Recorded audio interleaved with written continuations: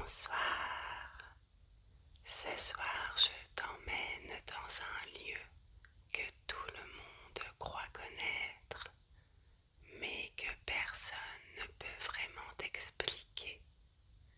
Un endroit bien réel et pourtant entouré de silence, de mystères et de questions sans réponse. Depuis des décennies, il intrigue, dérange et fascine. Alors installe-toi confortablement et laisse-toi porter au cœur d'un des secrets les mieux gardés au monde. La zone 51. La zone 51 se trouve aux États-Unis, dans l'État du Nevada, à environ 130 km au nord-ouest de Las Vegas. Si l'on s'éloigne peu à peu de la ville et de son agitation, le paysage change progressivement, laissant place à une étendue désertique de plus en plus vaste, silencieuse et presque immobile. Au cœur de cette région se trouve Groom Lake, un ancien lac aujourd'hui asséché, dont la surface blanche et parfaitement plane s'étend sur plusieurs kilomètres. Vue d'en haut, cette étendue donne l'impression d'une piste naturelle, comme si le sol lui-même avait été façonné pour accueillir des atterrissages. Et en réalité, c'est exactement ce qui a attiré l'attention. Dans les années 1950, en pleine guerre froide, les États-Unis recherchent un lieu capable d'accueillir des projets militaires sensibles, à l'abri des regards et de toute observation extérieure. Il leur faut un endroit isolé, difficile d'accès, mais suffisamment vaste pour permettre le développement et les tests d'appareils encore inédits. Le désert du Nevada s'impose alors comme une évidence. La région est très peu habitée, naturellement protégée par des reliefs montagneux et éloignée des grands axes de circulation. S'y rendre demande une intention claire, presque volontaire, ce qui limite considérablement les passages accidentels ou les regards indiscrets. Mais au-delà de son isolement, Groom Lake offre un avantage unique.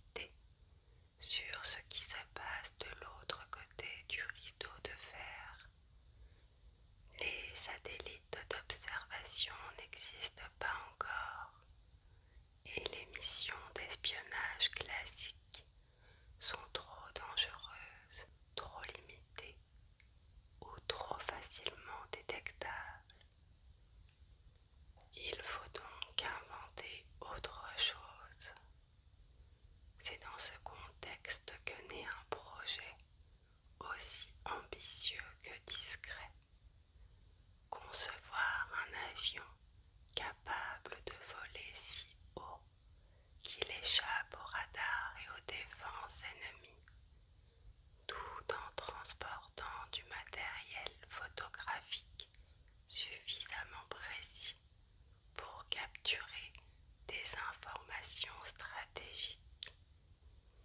Ce projet prend forme ici, dans le silence du désert, sous la direction de la CIA et avec l'implication de la société Lockheed, notamment à travers une division secrète appelée Skunk Works.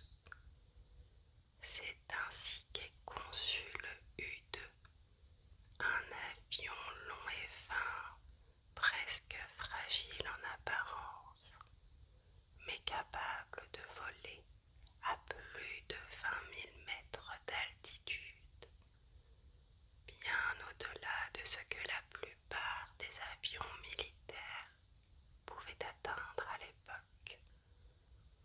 À cette hauteur, le ciel devient plus sombre, l'air plus rare et la courbure de la terre commence à se dessiner. Pour les ingénieurs, c'est une prouesse. Pour les militaires, c'est une révolution. Car pendant un temps, cet avion devient pratiquement intouchable. Il survole des territoires interdits, capture des images cruciales et fournit aux États-Unis des informations qu'ils n'avaient jamais pu obtenir auparavant. Mais cette avance technologique reste secrète et c'est précisément là que les choses deviennent fascinantes. Parce que pendant que ces avions expérimentaux traversent le ciel à des altitudes inédites, des témoins au sol commencent à observer des phénomènes qu'ils ne comprennent pas, des objets lumineux silencieux évoluant bien au-dessus des avions connus, à une vitesse et à une hauteur qui semblent impossibles. Ce que le public perçoit comme inexpliqué est en réalité le reflet d'une technologie en avance sur son temps. Et sans le savoir, la zone 51 vient déjà de poser les bases de sa propre légende. Et très vite, ces essais ne restent pas totalement invisibles. Même dans un désert aussi isolé, certaines choses finissent toujours par se voir, surtout lorsqu'elles se déroulent à des altitudes jamais atteintes auparavant. À la fin des années 50 et au début des années 60, plusieurs observations commencent à remonter, souvent faites par des pilotes civils ou militaires, mais aussi par des habitants vivant à des centaines de kilomètres de là. Ils décrivent des objets rapides, lumineux, évoluant à des hauteurs inhabituelles, avec des trajectoires qui semblent défier tout ce qu'ils connaissent de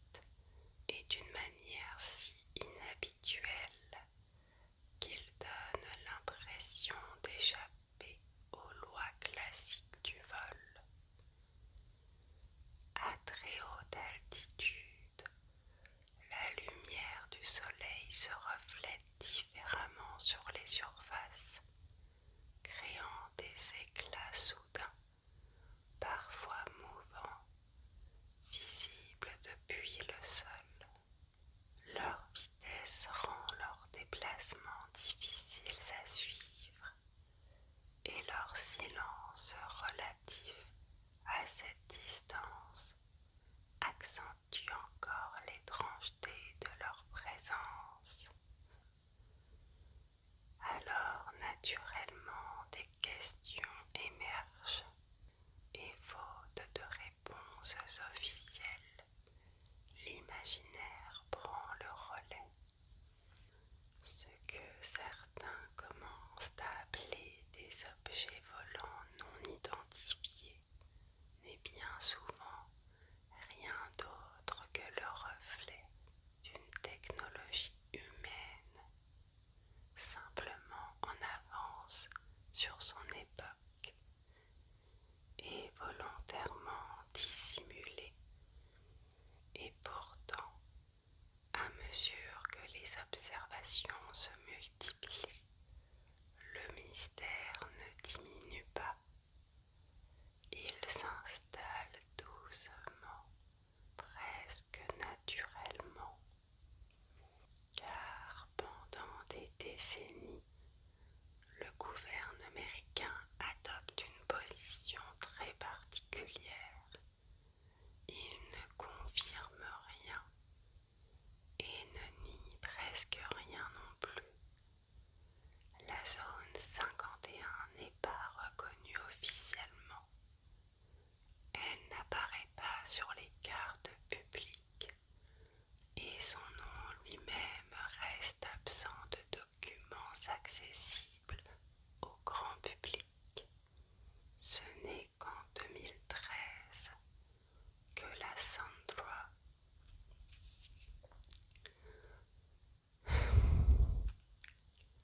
Ce n'est qu'en 2013 que la Central Intelligence Agency reconnaît officiellement l'existence du site à travers la déclassification de documents liés au programme d'avions espions.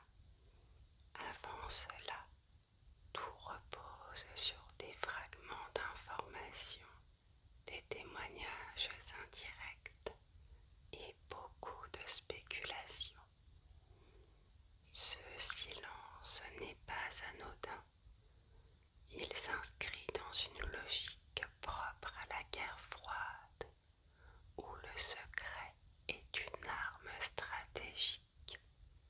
Protéger l'existence même des programmes permet de conserver un avantage technologique, mais aussi d'éviter d'en révéler les limites ou les vulnérabilités.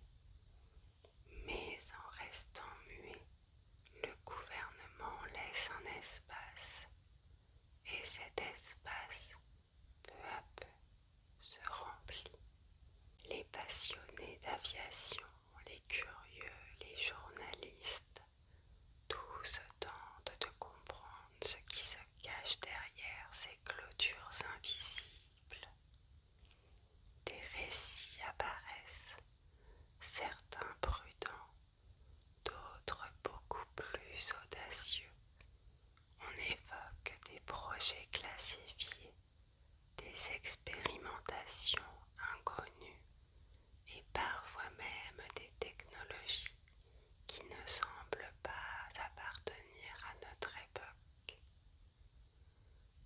Sans confirmation officielle, chaque hypothèse devient possible.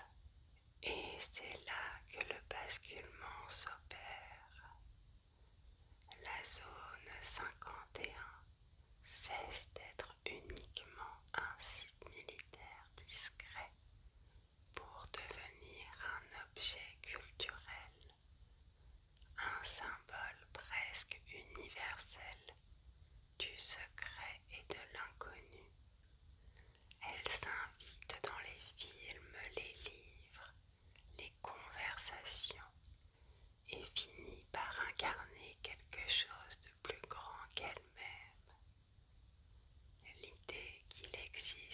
quelque part, des vérités auxquelles nous n'avons pas accès. Mais au fond, ce mystère est-il réellement lié à ce qui s'y trouve, ou simplement à ce que l'on choisit de ne pas dire? Et parmi toutes les théories qui entourent la zone 51, il y en a une qui revient sans cesse, comme un écho persistant à travers les décennies. Elle ne commence pas ici, mais elle commence en 1947, dans le désert du Nouveau-Mexique, avec ce que l'on appelle aujourd'hui l'incident de Roswell. Cet été-là, après un orage violent, un éleveur nommé Mac Brazel découvre sur son terrain des débris éparpillés sur plusieurs centaines de mètres. Intrigué par la nature inhabituelle des matériaux, il alerte les autorités locales. Très rapidement, l'armée intervient et sécurise la zone. Le 8 juillet 1947, la base aérienne de Roswell publie un communiqué officiel évoquant la récupération d'un disque volant. À une époque où le terme commence à circuler dans les médias, cette déclaration attire immédiatement l'attention et alimente la curiosité du public. Mais dès le lendemain, la version change. L'armée rectifie et parle désormais d'un simple ballon météo accompagné de structures légères destinées à des relevés atmosphériques. L'affaire semble close, du moins en apparence, et pourtant elle ne disparaît jamais vraiment. Au fil des années, et surtout à partir des années 1970, plusieurs témoignages émergent d'anciens militaires, des témoins indirects ou des habitants de la région évoquent une autre réalité, différente de la version officielle. Certains décrivent des matériaux étonnamment légers, capables de reprendre leur forme après avoir été pliés. D'autres parlent de fragments métalliques aux propriétés inhabituelles. Quelques récits vont encore plus loin, mentionnant la récupération de corps de petite taille, décrits comme non humains. Ces affirmations, très difficiles à vérifier, reposent essentiellement sur des témoignages tardifs, souvent indirects, et restent aujourd'hui fortement contestés par la majorité des historiens. Face à ces versions divergentes, le gouvernement américain publiera dans les années 1990 des rapports détaillés attribuant l'événement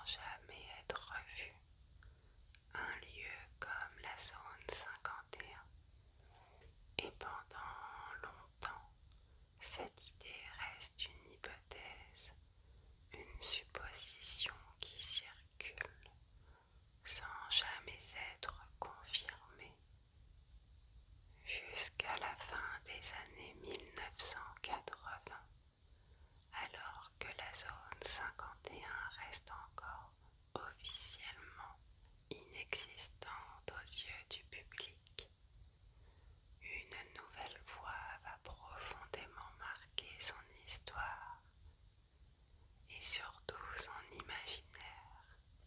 Un homme nommé Bob Lazar apparaît dans plusieurs interviews, d'abord de manière anonyme, puis à visage découvert. Il affirme avoir travaillé sur un site appelé S4, situé selon lui à proximité de la zone 51, au bord du lac asséché de Papoose Lake. Son récit est précis, presque méthodique. Il explique avoir été recruté pour participer à un programme extrêmement confidentiel dont l'objectif n'était pas de créer mais de comprendre. Selon lui, il ne s'agissait pas de développer des technologies humaines, mais d'étudier des engins d'origine extraterrestre déjà existants, récupérés par le gouvernement américain. Il décrit notamment des appareils de forme discoïdale, capables de se déplacer sans propulsion visible, en manipulant ce qu'il appelle un champ gravitationnel. Il évoque aussi un élément chimique inconnu à l'époque, qu'il nomme élément 115 et qui serait selon lui au cœur de cette technologie. Ce qui rend son témoignage troublant, ce n'est pas seulement ce qu'il raconte, mais la manière dont il le raconte. Calme, structuré, détail par détail. Mais malgré cette apparente cohérence, ces déclarations restent impossibles à vérifier. Aucune preuve matérielle n'est apportée. Ses diplômes et son parcours professionnel sont contestés et de nombreux experts remettent en question la crédibilité de ses affirmations. Certains y voient un récit construit, amplifié, voire entièrement inventé. D'autres estiment qu'il pourrait s'agir d'un témoignage partiellement vrai, déformé ou incomplet. Et c'est précisément là que réside son impact, parce que pour la première fois, la zone 51 n'est plus seulement associée à des avions secrets ou à des tests militaires. Elle devient dans l'esprit du grand public un lieu potentiellement lié à quelque chose de totalement différent, quelque chose qui dépasse la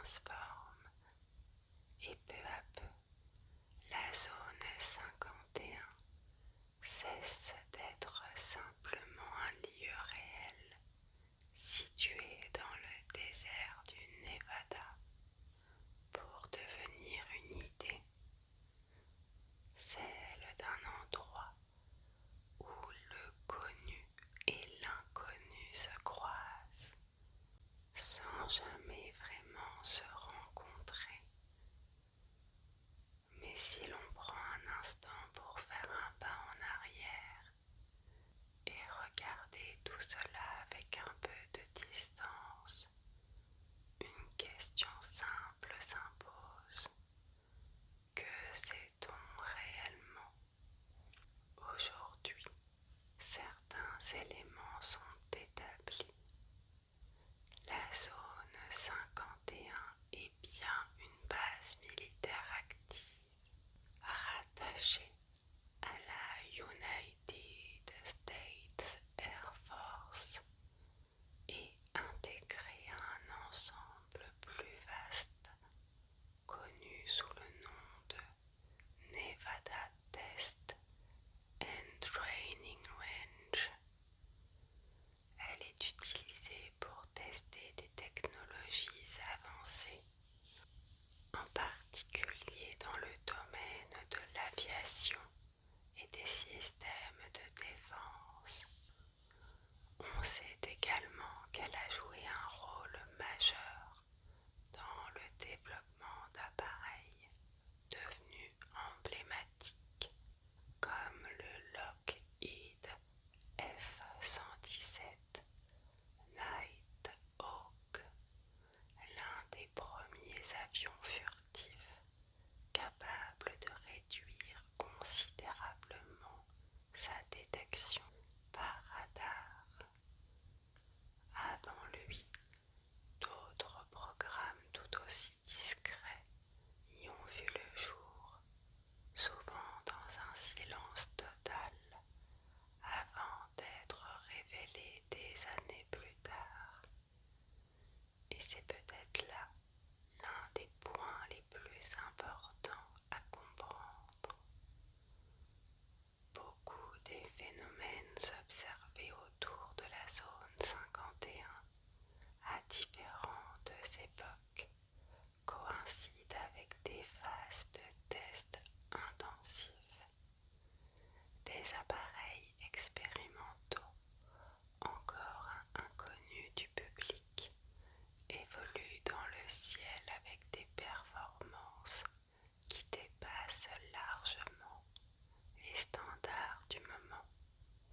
Ce qui semble inexpliqué ne l'est pas toujours. Parfois c'est